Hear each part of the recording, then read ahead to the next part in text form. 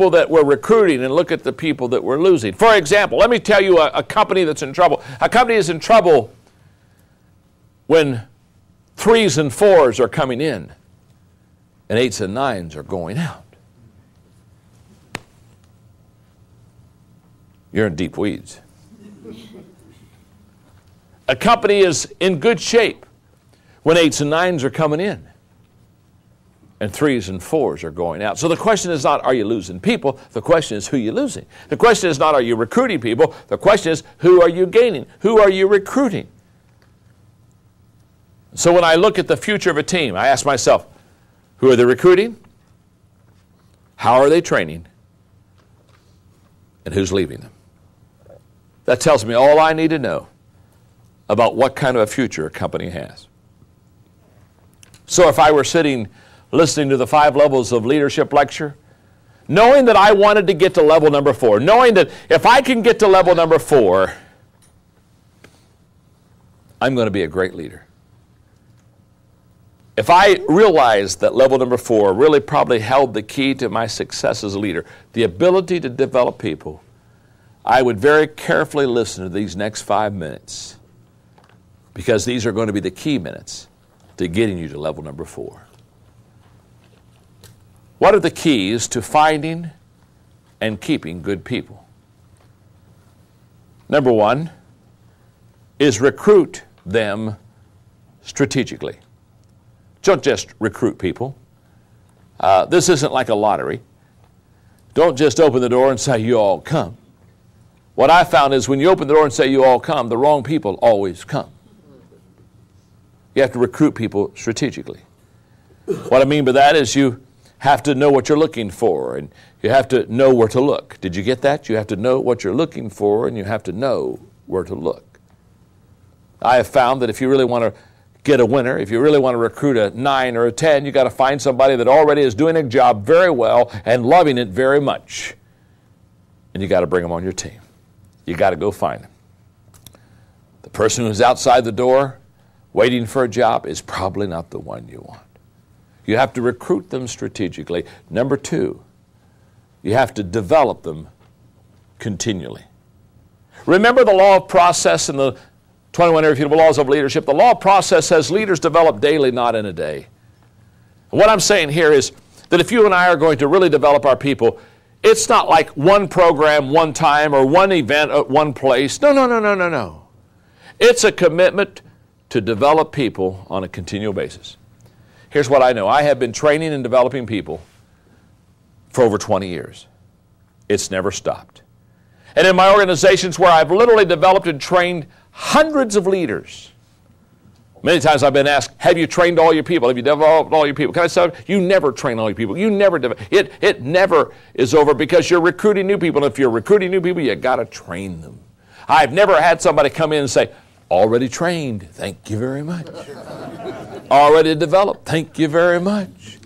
Got this one down. You don't have to work hard for me. No, not in my lifetime. Not in my lifetime.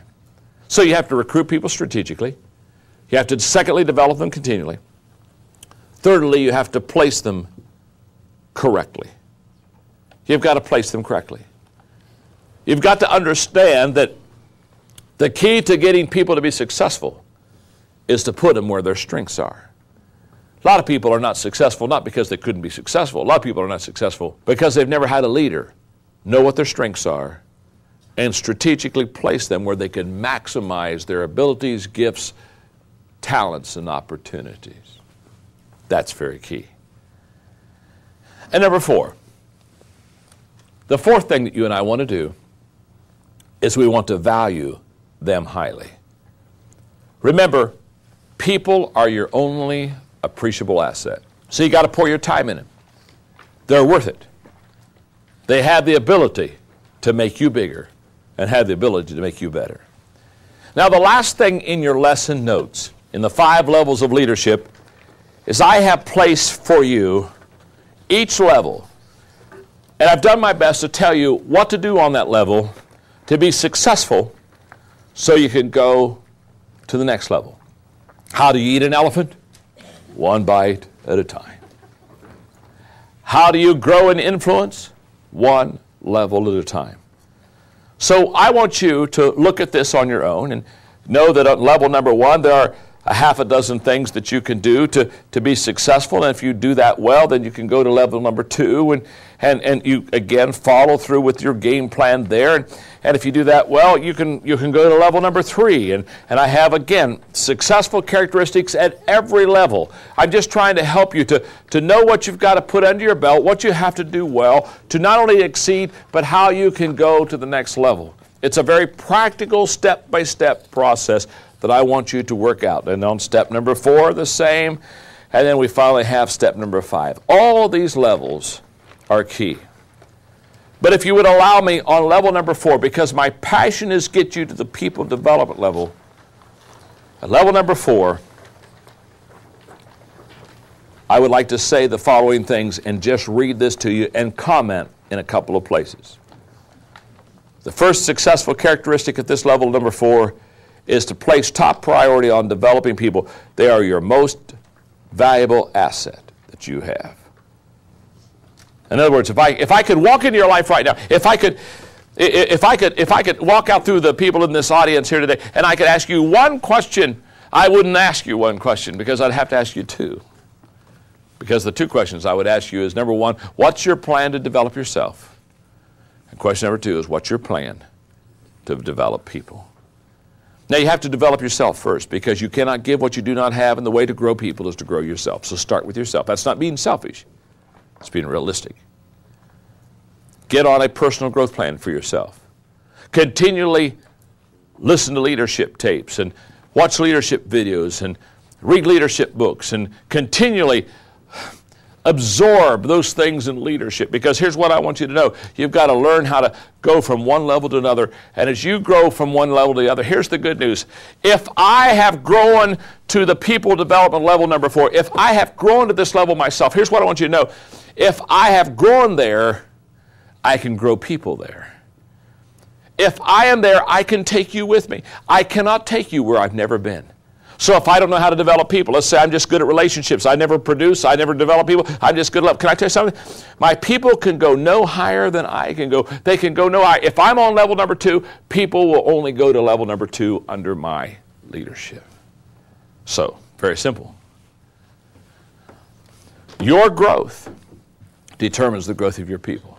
So the first question I'd ask you is, what's your plan for developing yourself? And the second question I would ask you is, what's your plan for developing your people? And at level number 4, place top priority on developing people. The second thing that will help you to be successful at this level is to be a model that others can follow. Be an example. Number 3, pour your leadership efforts into the top 20% because they're going to give you 80% of the return. Number 4, expose your leaders to growth opportunities. Training seminars such as this where you can help them to learn more about leadership. Number 4, equip leaders to equip others. And here's why I wanted to go to level number 4. Because before I close this teaching on the 5 levels of leadership, I want to make sure that you have down what I call the 5-step equipping process. How do you equip people? And how do you know that you've equipped someone successfully? Step 1, I do it. Step 2, I do it. You're with me. In other words, you're observing, you're watching me. It's show and tell time. I'm showing you how to do this.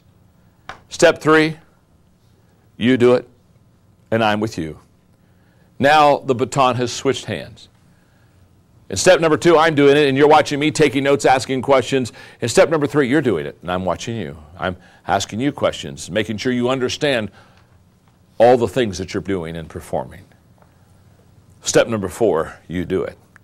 Too many times at step number 4, we think we've equipped somebody. We say, oh, good, now they're doing it on their own. No, no, no, no, no. You're still incomplete of equipping a person until you get to step number 5. For step number 5 is you do it and someone is with you. You have never truly equipped somebody until the person you have equipped has equipped somebody. You are training people to train people. You are developing people to develop people. You are leading people to lead people. It always goes at least 2 generations. The 5 levels of leadership. What level are you on? What level do you want to be on?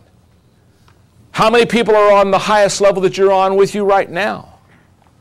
Who do you need to take up to those levels? Study this video. Spend time in the 5 levels of influence. Ask yourself these kind of questions. Put names on every level that you're on so that you know who's on level 3 with you and who's on level 2 with you and who's on level 1 with you. And remember, you don't lead them the same. You lead them according to the level that you're on with them. And enjoy the trip. Because your goal and your aim is not to get to level number 5 by yourself. Your goal and aim is to take someone with you. Nothing's more fun than to get to the top with somebody else and enjoy the view together. Thank you very much.